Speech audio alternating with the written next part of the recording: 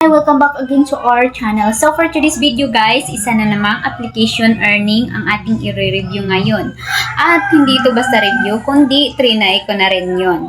So for today's video guys, kung gusto nyo malaman na legit po ba ito, itong app na ito, sabi dito is maka-earn tayo hanggang 15,000.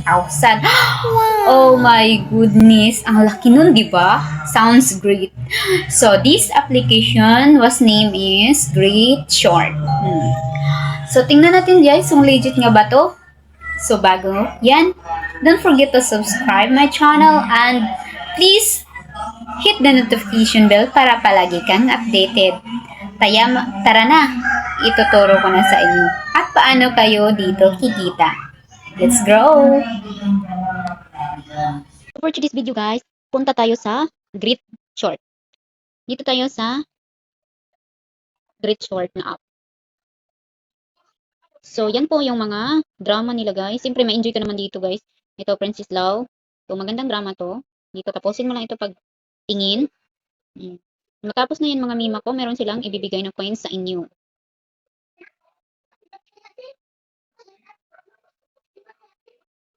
So, ayan, papasok na yan dyan, no? Then, punta tayo sa kanilang tasking. So, dito sa settings, punta tayo. Ito na yung aking wallet, guys. Umabot na siya ng 2,433.910. Okay, i-cash out lang yan natin. Testingan natin mag-cash out. So, dito, as you can see, watch and review na, fulfill natin yan natin.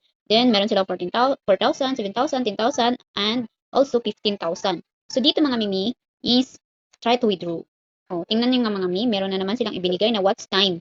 What's 20 more odds today to complete check-in. So, sabi nila mag-watch tayo ng add today to complete check-in.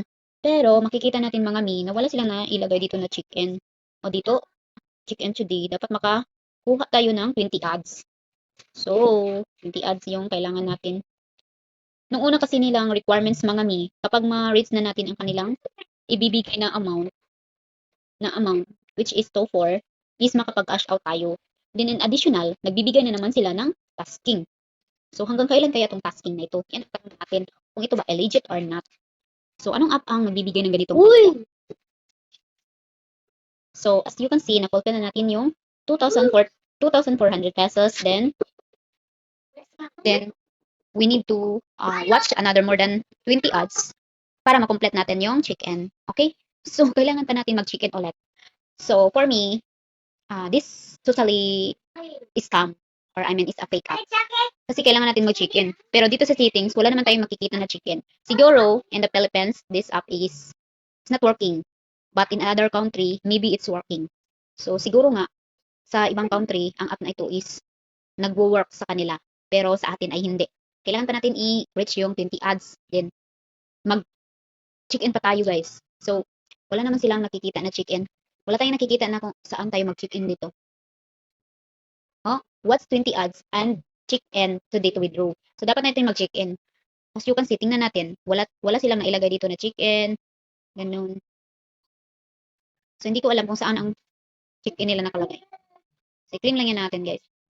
Ito lang yung ads nila. May lalabas ng ads.